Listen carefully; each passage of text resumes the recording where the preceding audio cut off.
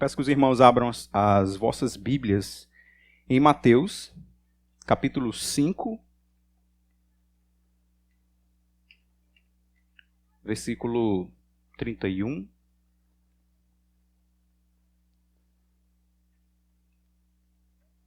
Amém?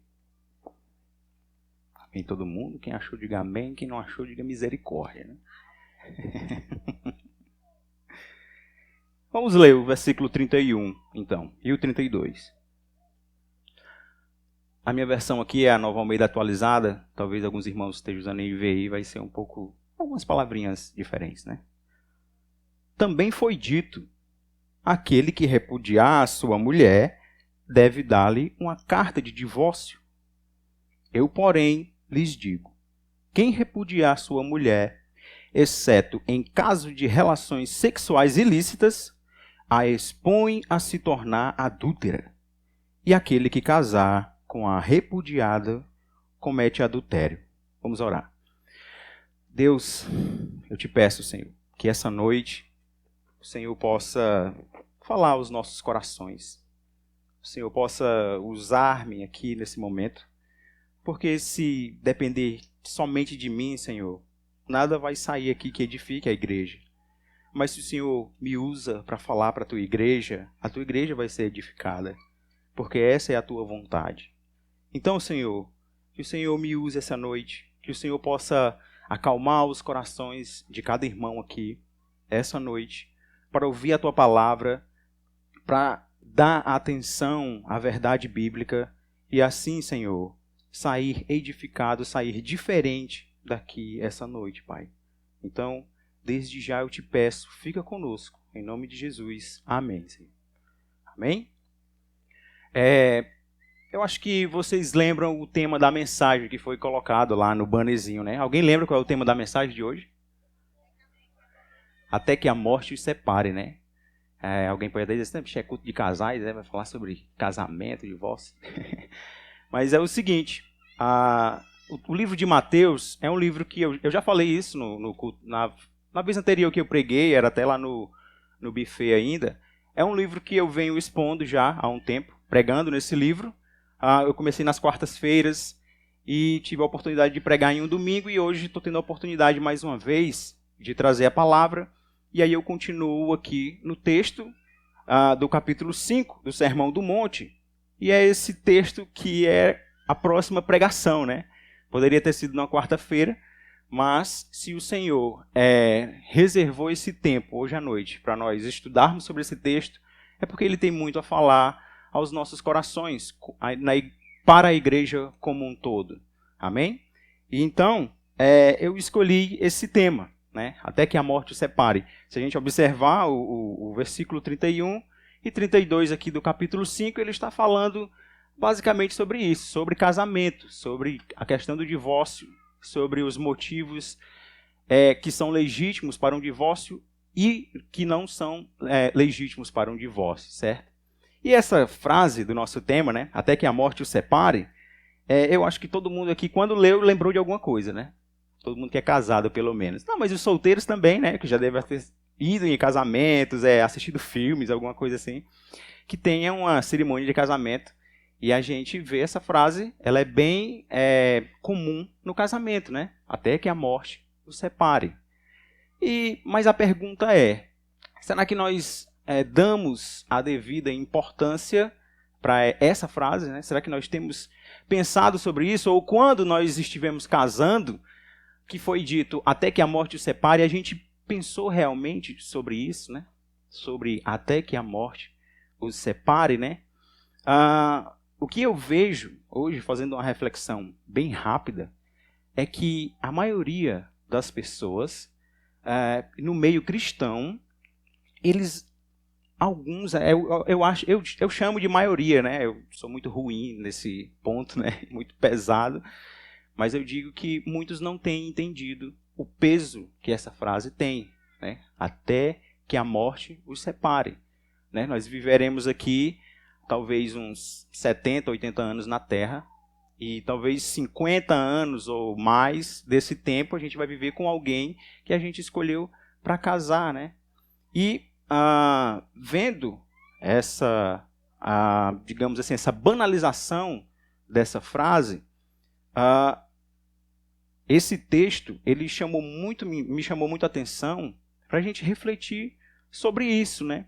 Porque nós vemos muito mais pessoas hoje em dia se divorciando por motivos banais, né?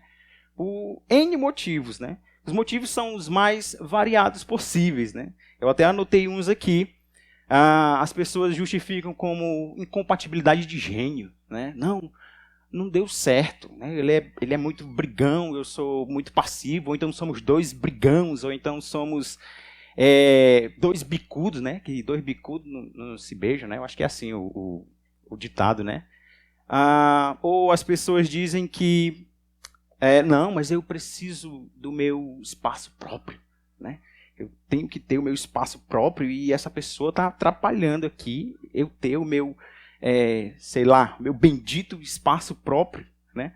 Ou alguns casamentos acabam por desajustes financeiros, né? É um problema muito grande isso nos casamentos. Se você não tiver sabedoria com essa questão financeira, é um dos motivos também que hoje leva muitas vezes os casamentos a acabarem.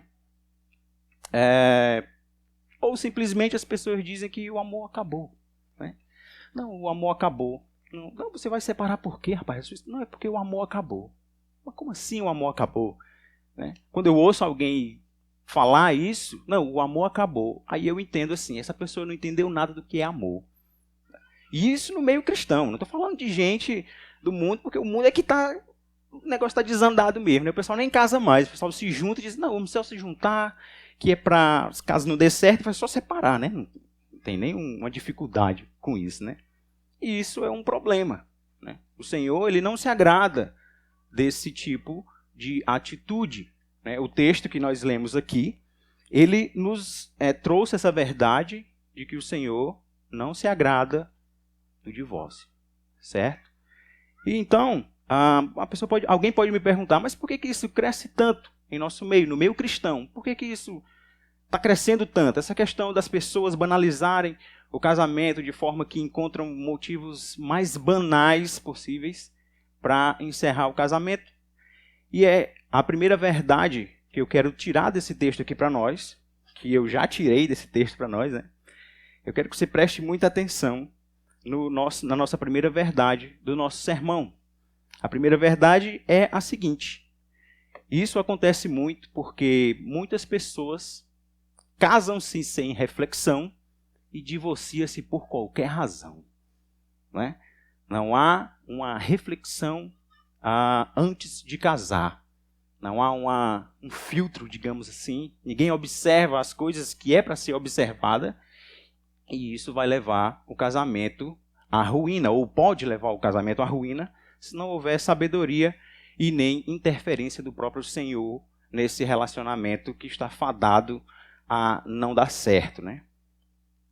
E essa verdade aqui, de que as pessoas casam sem reflexão e divorciam por qualquer razão, está aqui no versículo 31.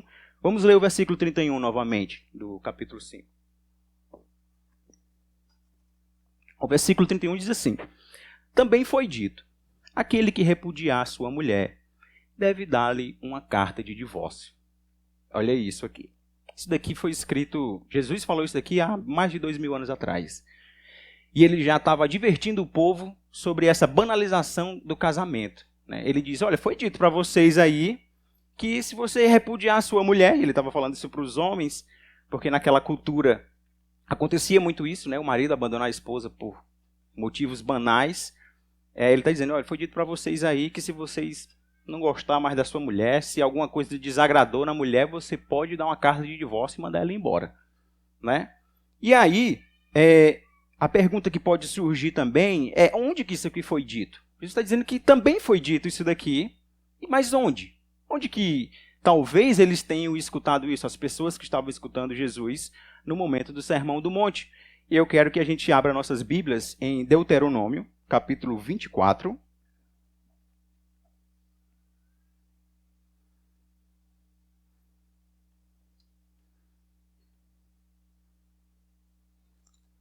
Deuteronômio é o 5º livro da Bíblia, tá, pessoal? Veja comigo Deuteronômio capítulo 24, versículo do 1 ao 4. Vamos lá, ler esse texto, amém? Vou começar a ler aqui. Se um homem tomar uma mulher e se casar com ela, e se ela não for agradável aos seus olhos, olha, veja isso, e se ela não for agradável aos seus olhos, por ter ele achado coisa indecente nela, e se ele escrever uma carta de divórcio e a entregar à mulher e a mandar embora, e se ela, saindo da casa dele, foi se casar com outro homem, e se este passar a odiá-la e escrever uma carta de divórcio e a entregar à mulher e a mandar embora de sua casa, ou se este último homem que a tomou para si por mulher vier a morrer, então o primeiro marido dessa mulher que a mandou embora não poderá casar-se de novo com ela, depois que foi contaminada, pois é a abominação diante do Senhor. Assim vocês não farão pecar a terra que o Senhor, o seu Deus, lhes dá por herança. O que acontece aqui nesse texto? Esse texto aqui, Moisés está advertindo o povo. Olha, se você se separar da sua mulher, se você achar uma coisa que não lhe agrada nela, você dê uma carta de divórcio a ela, certo? E aí, mas se essa mulher vier a se casar de novo com outro homem, e esse homem morreu, então se divorciar dela, você não poderá mais casar com ela. O que esse texto está dizendo para quem está lendo esse texto aqui? No contexto do povo judeu, lá no deserto, recebendo essas ordenanças aqui. Está dizendo que, olha, não se divorcie por qualquer motivo. Pense bem antes de você mandar a sua mulher embora. Porque você pode se arrepender e se ela tiver casado de novo, você não vai poder casar com ela de novo. Não vai poder porque o Senhor abomina isso. Ela já foi contaminada com a outra relação, né? No texto aqui vai falar sobre o pecado que há no casamento desfeito por qualquer motivo banal. E nesse texto aqui, usando esse texto aqui, Jesus chama o pessoal para esse alerta. Olha, vocês ouviram isso, certo? E vocês ouviram na Bíblia isso, né? Na Bíblia deles lá na Torá, que vocês podem dar a carta de divórcio à mulher de vocês, certo? Mas quando a gente vai lá para o texto e lê, a gente vê que a advertência lá, ela realmente chama para uma ideia de que, olha, você não se divorcie por qualquer motivo. Porque se a mulher casar de novo, você não vai poder casar com ela, porque o Senhor não vai aprovar essa relação, porque será uma relação pecaminosa, né? Mas alguém pode indagar, se perguntar, a gente falando isso para alguém pode chegar e perguntar, mas ele disse que foi dito, ou eles ouviram, né? Mas será que eles ouviram mesmo? Será que Jesus estava falando e o pessoal estava... Não, nunca ouvi falar isso daí, não. Não, Jesus, o Senhor está equivocado aí, né? Vamos ler comigo aqui, e no livro de Mateus ainda, capítulo 19.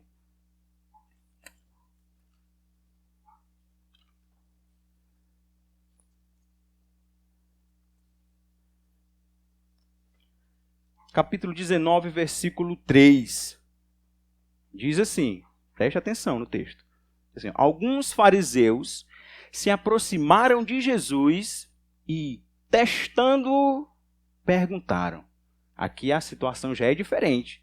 No capítulo 5, Jesus ele está falando para o povo. Aqui no capítulo 19, o povo chega para perguntar a ele, né? Para testar ele. E os fariseus, quem eram os fariseus? Os fariseus eram os teólogos da época, né? Era quem estudava as escrituras ali, todos os detalhes. Olha lá se eles não soubessem tudo decorado. Acho que não, né? Mas uma boa parte sabia decorar tudo, porque os homens estudavam, os fariseus, né? E quem foi que veio testar Jesus? Os fariseus, os mestres da lei, né? Os homens separados. Fariseus significa separados, né? Os caras são top. E aí os fariseus perguntam para Jesus: é lícito ao homem repudiar sua mulher por qualquer motivo? Né? Olha aí a perspicácia, a sagacidade deles, né? E aí Jesus, sabiamente, né? Jesus, ele conhecendo o coração dos homens, ele dá uma resposta certeira para eles. E aí, no versículo 4, tem a resposta de Jesus. Ó. Jesus respondeu: vocês não leram que o Criador, desde o princípio, os fez homem e mulher, e que disse: por isso o homem deixará sua mãe, deixará o seu pai e a sua mãe, e se unirá à sua mulher, tornando-se os dois uma só carne, de modo que já não são mais dois, porém uma só carne. Portanto, que ninguém separe o que Deus ajuntou. Né? O fariseu chegou e perguntou: eu posso me separar da minha mulher por qualquer motivo? Aí Jesus deu uma resposta certeira. Vocês não ouviram o que foi escrito lá não, no início? Né? Foi criado homem e mulher, e foi dito: o homem deixará o seu pai e a sua mãe, e se unirá à sua mulher, e serão os dois uma só carne. Então como é que você vai separar o corpo? Ninguém consegue partir o corpo do meio aqui, tirar uma banda, porque a outra banda é menor, ou então é mais feia, não sei, a unha está quebrada. Ninguém consegue fazer isso e continuar vivo, né? Pelo menos, né? Na nossa realidade não dá certo. E talvez no multiverso, que é isso. Sim. Não pode separar. O que Deus uniu, que o homem não separe. Essa é a recomendação de Jesus aqui. Mas aí os fariseus continuam, porque eles não podem perder, né? Tem aquela pessoa, né, que quando você está numa discussão, ela não quer perder nunca, né? Tem sempre alguma coisa para dizer. Né, assim? Os fariseus aqui são desse naipe, né? Aí eles continuam aqui no versículo 7, do capítulo 19 ainda, né? E os fariseus perguntaram: então, olha, por que Moisés ordenou dar uma carta de divórcio e repudiar a mulher? Veja aí a sinuca de bico, né? Será que a gente ia conseguir ter uma resposta sábia, né? Quando a pessoa, mas por que fulaninho disse? Moisés foi o maior dos profetas, né? Foi relatado isso na Bíblia, que não houve nenhum como Moisés, que viu o Senhor face a face. Né? Mas Moisés estava lá e escreveu essas coisas, e hoje os homens estavam usando isso para testar Jesus. Né? E Jesus, novamente, dá uma resposta certeira para os fariseus. Continuemos a leitura aqui no versículo 8. Ele diz o seguinte: Jesus respondeu: foi por causa da dureza do coração de vocês, que Moisés permitiu que vocês repudiassem a mulher, mas não foi assim desde o princípio. Olha só, como Jesus não estava ali para perder também, né? Porque Jesus é o próprio Deus, né? E ele estava lá para instruir esses homens. Então, nesse momento de querer testar o Senhor, eles receberam a verdade ali, vinda direto do Senhor, né? Não foi assim desde o princípio. E vocês só tiveram a permissão de se divorciar da mulher de vocês por causa da dureza de coração de vocês. Ou seja, por causa do pecado de vocês. Né? E aí, Jesus ele está trazendo essa verdade aqui, nesse primeiro versículo, nesse primeiro ponto, de que nós não devemos ser precipitados, nós não devemos... Aliás, o Senhor ele não aprova qualquer tipo de divórcio que não seja pela única cláusula de exceção que Jesus falou, que nós veremos no nosso segundo versículo aqui, no versículo 32. Né? E eu queria dizer para os irmãos, irmãos, Jesus está dizendo aqui e está querendo que nós saibamos de uma coisa, que casamento não é brincadeira de casinha. Certo? Quando a gente era criança, a gente brincava de casinha, né? Quem é que já brincou de casinha? Né? Fazia as casinhas de brinquedo e tal, né? Juntava todo mundo, a primarada ali ia brincar de casinha. Casamento não é brincadeira de casinha, não, meu irmão. Casamento é coisa séria. Casamento não é aquela velha frase mundana que o pessoal fala, e muitas vezes eu falei também, brincando com algum colega, que diz assim, que seja eterno enquanto dure. Como assim, brother? Isso é totalmente antibíblico. Casamento não é isso, que seja eterno enquanto dure. É até a morte, até que a morte o separe, né? O tema da nossa mensagem. Casamento também, ele não pode ser tratado de forma banal. E que o Senhor, ele espera de nós, né, que somos casados, marido e mulher, é que nós tenhamos essa consciência de que ele odeia o divórcio. O Senhor, ele odeia o divórcio. Alguém já ouviu essa frase alguma vez, que o Senhor odeia o divórcio? Vou fazer que nem um Haddad. Ela é bíblica, viu? Mas ela é bíblica mesmo, viu? Malaquias 2,16 fala sobre isso. O Senhor diz, eu odeio o divórcio, com todas as letras. Né? Então o Senhor não se agrada disso.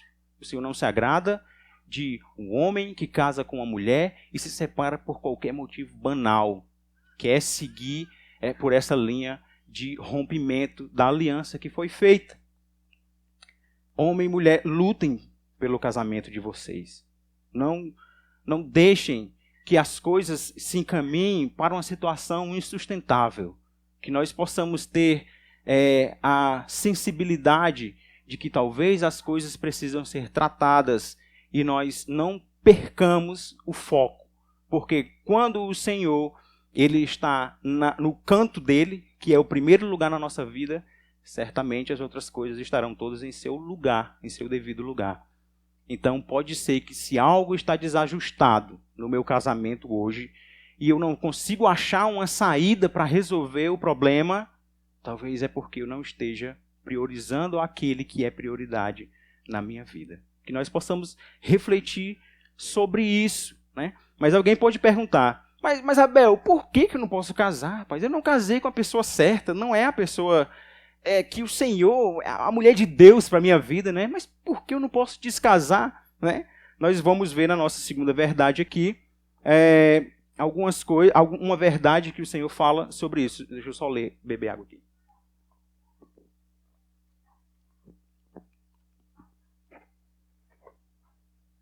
Jesus ele vai trazer no nosso segundo versículo aqui uma verdade de que nós poderemos, se formos por esse caminho, cair num pecado.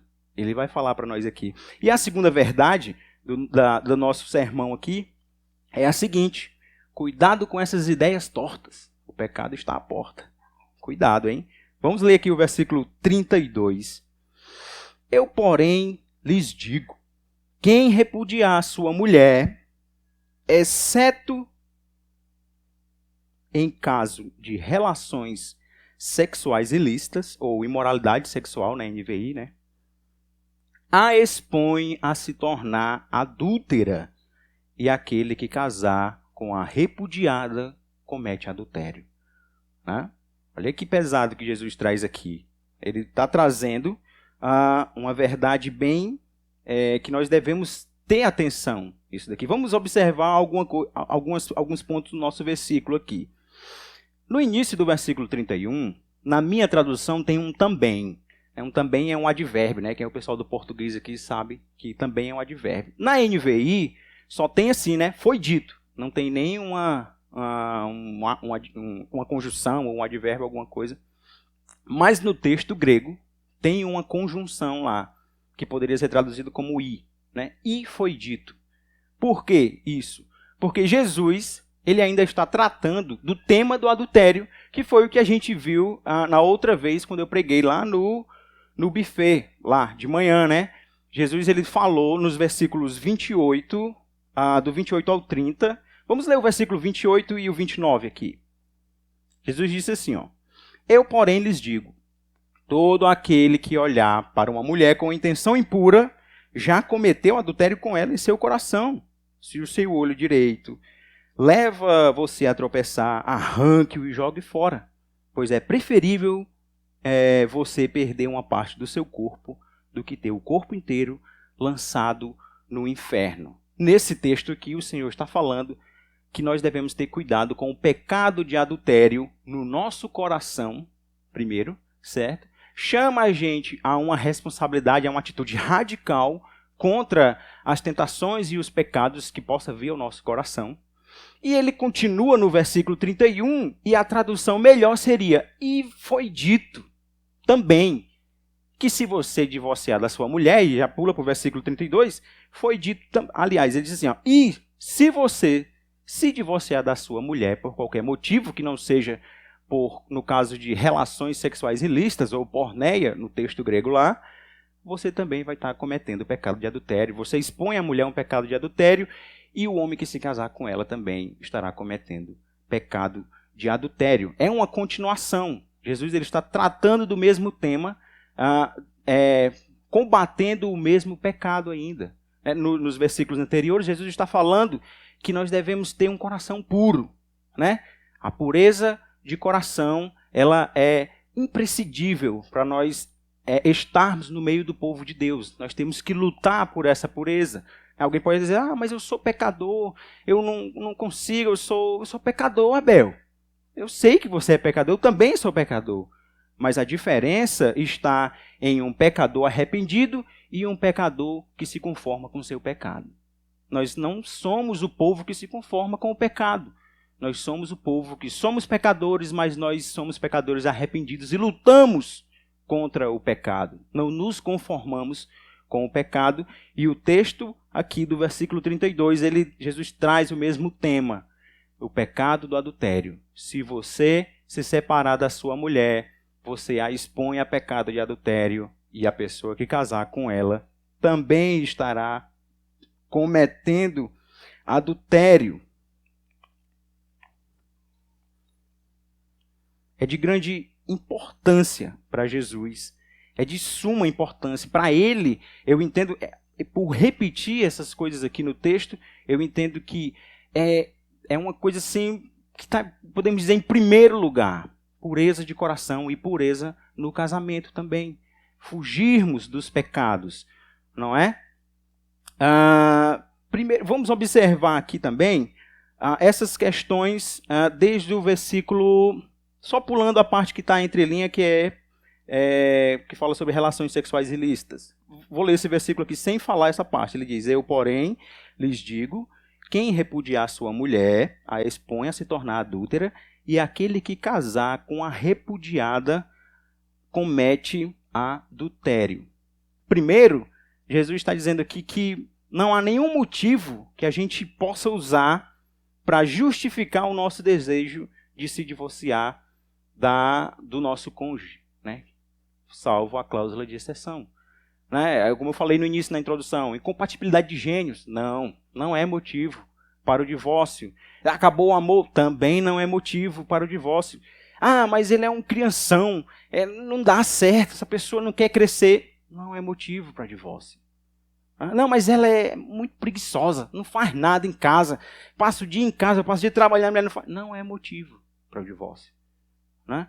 Não, mas ele me bate. Não, aí é cadeia, né? Não vou falar sobre isso, porque o cara que bate na mulher tem que ser preso, né? E o contrário também, né? Tem que dizer que tem uns caras que apanham das esposas, mas na Igreja Batista Antiga não tem essas coisas, não. Né? Não há nenhum motivo. Jesus ele não aprova nenhum outro motivo que não seja essa cláusula de exceção. Segundo aqui, no nosso versículo, divórcio por qualquer motivo banal vai resultar no pecado de adultério. Ele diz aqui que a mulher é exposta ao adultério. Na NVI vai dizer assim, a torna adúltera. Né? Eu acho que na versão de vocês deve estar assim. E é isso que acontece. Né? A mulher ela é exposta ao adultério e quando ela casa com outra pessoa, isso com o divórcio por qualquer motivo banal, o pecado de adultério vai estar acontecendo ali naquela relação. Certo? Quem se casar com ela vai cometer o adultério, mas tem uma coisa mais importante aqui nesse texto, que às vezes a gente não observa, mas quando nós observamos as ênfases que é dada nesse texto, principalmente no texto grego, que eles trabalham de uma forma diferente com os verbos, e eles vão dando ênfase nos verbos para a gente observar o que realmente é mais importante nesse texto. E ele fala aqui também que o homem que abandona a sua mulher, e nós no nosso contexto podemos falar a mulher também que abandona o seu marido, né, a expõe a pecado de adultério. Então, o responsável, não estou dizendo que não vai haver adultério na relação posterior da mulher que foi abandonada ou do homem que foi abandonado, mas o responsável também por esse pecado é quem abandonou, certo?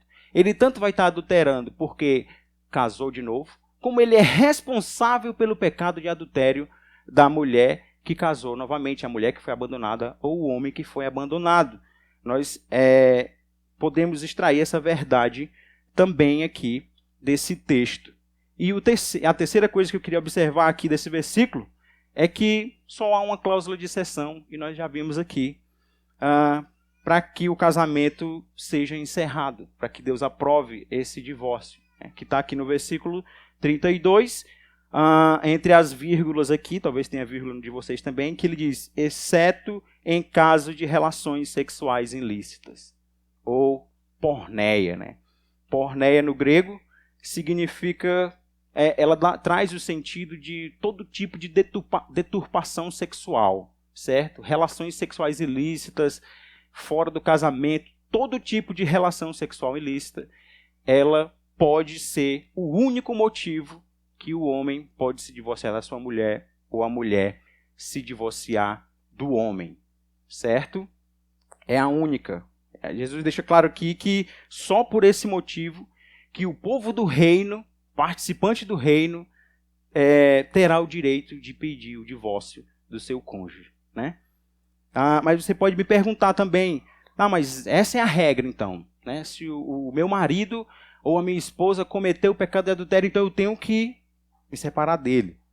Não necessariamente, né? Vamos observar aqui, na nossa terceira e última verdade do texto, e eu quero que a gente abra lá em Efésios, capítulo 5 de Efésios, versículo 21, que esse texto de Paulo, ele traz uma verdade especial. Talvez o casamento de alguém aqui, ou eu já fui assim, esteja uma confusão, talvez tenha acontecido pecados desse tipo, pecados de porneia, como o texto fala aqui, ou outros tipos de problemas, de confusão, no meio cristão, eu digo aqui, né? Então, a nossa terceira verdade aqui do nosso texto é que, mesmo na mais profunda confusão, há uma solução, tá bom? Vamos ler aqui em Efésios, capítulo 5, deixa eu abrir aqui.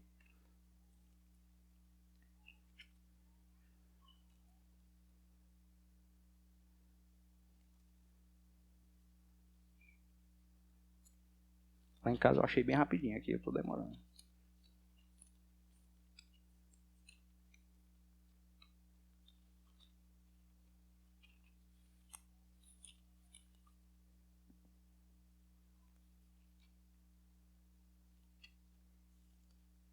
Se fosse no curso da quarta-feira, eu pedi para alguém ler. Efésios 5, versículo 21. Vamos ler esse texto. Sujeitem-se uns aos outros no temor de Cristo. Esposas, que cada uma de vocês se sujeite ao seu próprio marido como ao Senhor, porque o marido é o cabeça da esposa, como também Cristo é o cabeça da igreja. Preste atenção nessas referências de Cristo aqui. Continuando. Sendo ele próprio salvador do corpo, como, porém, a igreja está sujeita a Cristo, assim também a esposa se sujeite em tudo ao seu próprio marido. Maridos, que cada um de vocês ame a sua esposa, como também Cristo amou a igreja. Olha que interessante. Como Cristo amou a igreja e se entregou por ela para que a santificasse, tendo-a purificado por meio da lavagem de água pela palavra, para apresentar a si mesmo como igreja gloriosa, sem mancha, nem ruga, nem coisa semelhante, porém santa e sem defeito. Assim também o marido deve amar sua esposa como ama o próprio corpo. Quem ama a esposa, ama a si mesmo, porque ninguém jamais odiou o seu próprio corpo. Ao contrário, o alimenta e cuida dele, como também Cristo faz com a igreja, porque somos membros do seu corpo. Eis porque o homem deixará o seu pai e a sua mãe e se unirá à sua mulher, tornando-se os dois uma só carne. Versículo 32. Grande é este mistério, mas eu me refiro a Cristo e à igreja. Olha só, essa ênfase que Paulo dá aqui no versículo 32. Ele diz, grande é este mistério, mas eu me refiro a Cristo e à igreja. E você pode observar que nesse texto, ele está sempre fazendo um paralelo e uma comparação do casamento do homem e da mulher com Cristo e a igreja. Né? De antemão, eu não quero dizer que se você está num relacionamento onde está acontecendo esses problemas, você não tem o direito de encerrar esse relacionamento. Você pode encerrar, a Bíblia lhe dá essa abertura, digamos assim, dá essa liberdade de que você pode encerrar esse relacionamento péssimo, né, caótico, e estar livre do contrato, quebrar a aliança, porque ela já foi quebrada pela outra pessoa, né? Mas o Senhor, Ele traz essas verdades aqui, Paulo traz essas verdades para nós em Efésios, e ele diz o seguinte, o marido, ele é o cabeça da esposa, assim como Cristo é também. Ou seja, a responsabilidade desse relacionamento não ir para a ruína é do marido, porque ele precisa entender que ele é o cabeça da sua casa. Ele precisa entender que ele precisa conduzir a sua igreja, a sua casa, a Cristo. Ser o sacerdote da sua casa, que ensina ao Senhor e que se arrepende também, né, como homem, do seu pecado, se foi o ofensor, o marido, se arrepender e buscar a reconciliação para que aquela aliança não seja rompida, para que o Senhor não se desagrade daquilo, né? Ele diz também que o marido deve amar sua esposa assim como Cristo ama a igreja e se entregou por ela. Como foi que Cristo amou a sua igreja, né? Ele amou a sua igreja vindo ao encontro dela. A noiva do Senhor, ela era a pior das noivas que poderiam existir nesse mundo, né? E Cristo veio como? Como foi que ele amou? Trazendo perdão, né? E isso é um paralelo para o casamento do cristão também. Se a esposa ofendeu o marido, ela pode perdoar também.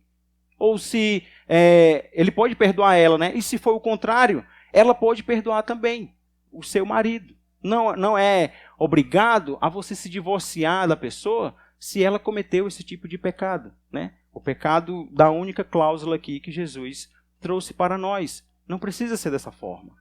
Pode haver perdão, porque o Senhor perdoou e amou a sua noiva apesar dela. Apesar de nós, o Senhor nos ama e nos chama.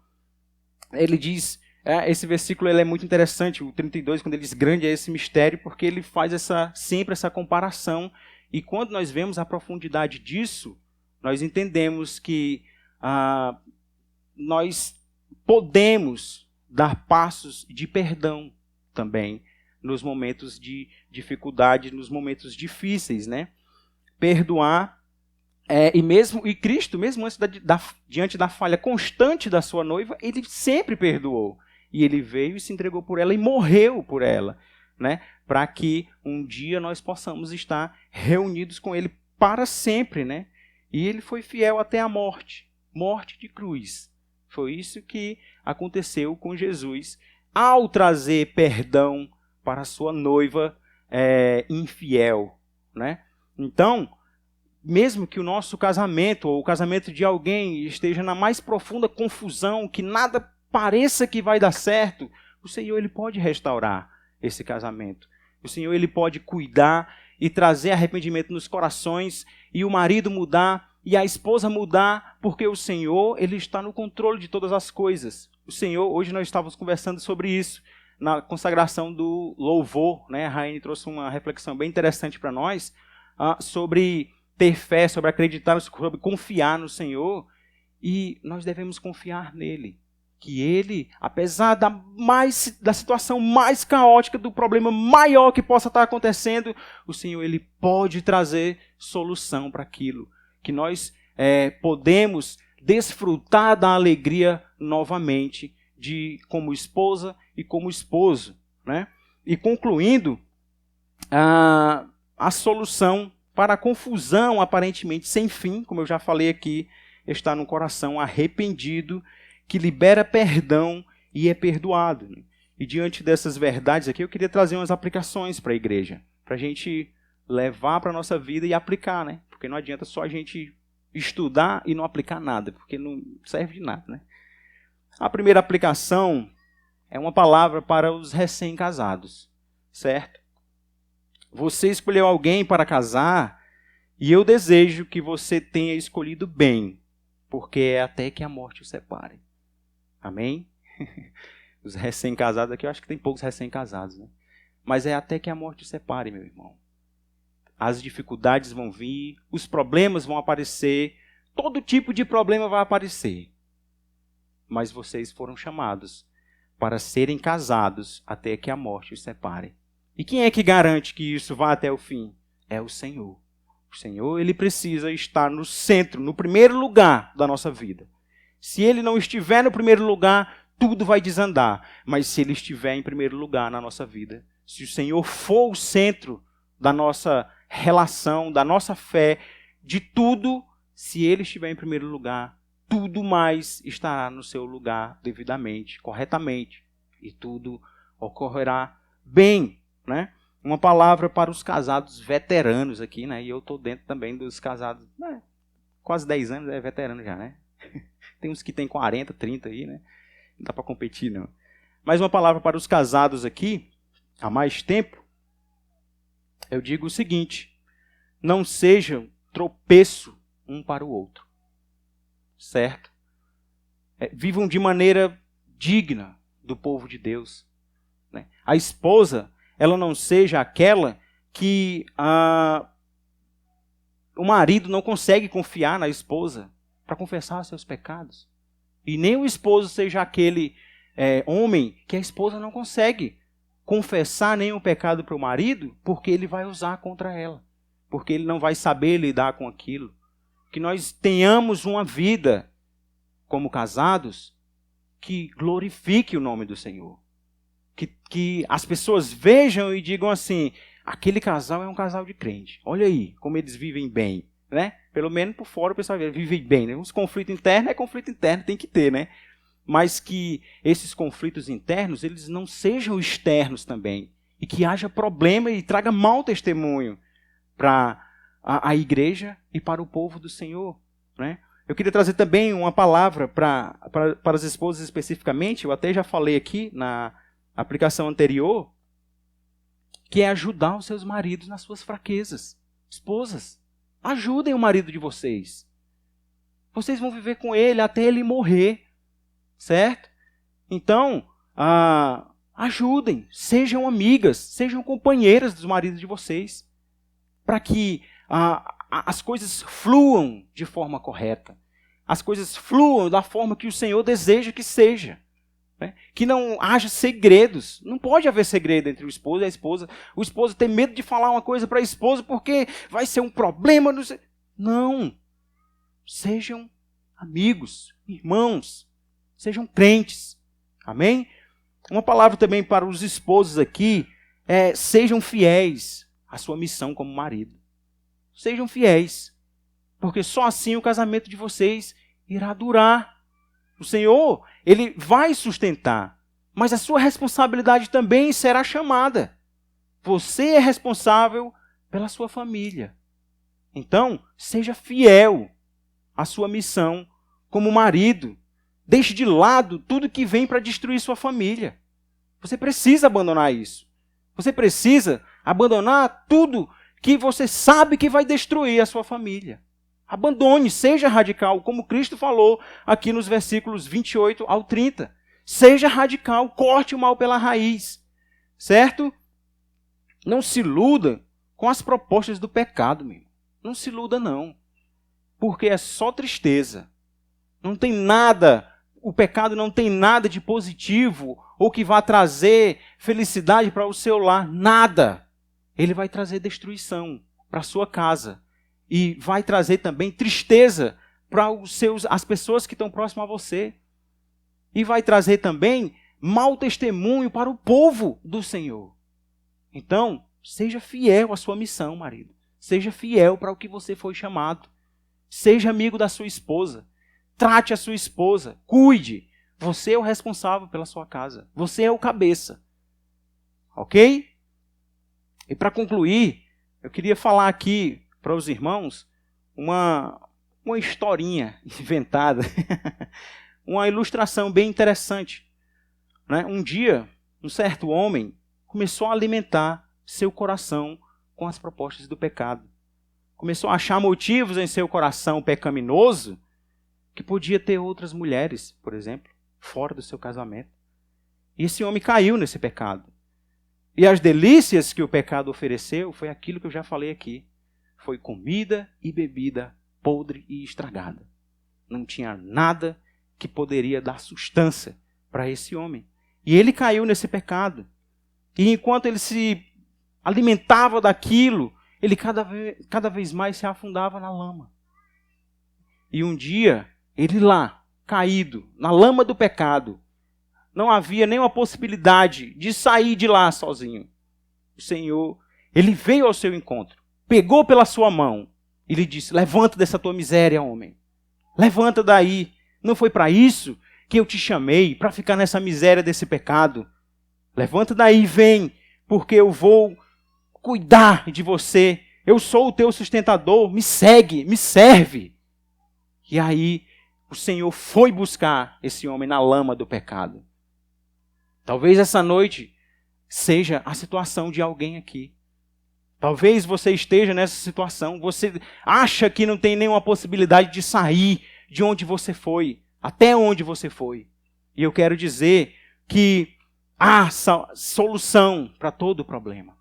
O Senhor que é maravilhoso, que é grande, que é o Senhor dos senhores, o amado das nações, o poderoso, o grande consolador, o Criador do universo, ele se levantou e veio buscar os homens pecadores. Ele veio ao encontro.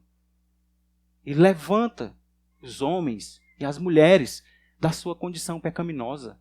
Ele traz salvação, ele traz esperança para os corações daqueles que acham que não têm mais condições de abandonar o seu pecado.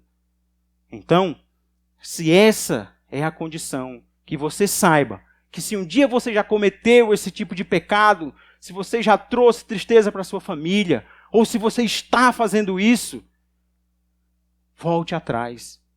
Não continue na sua miséria. Levanta, homem. Levanta, mulher. E vai servir ao Senhor. E vai ser instrumento na mão do Senhor. Porque aquilo que nos é reservado na eternidade é muito maior, é imensurável. Nós não sabemos, não conseguimos medir o quanto será maravilhoso viver com o Senhor eternamente. Vamos orar.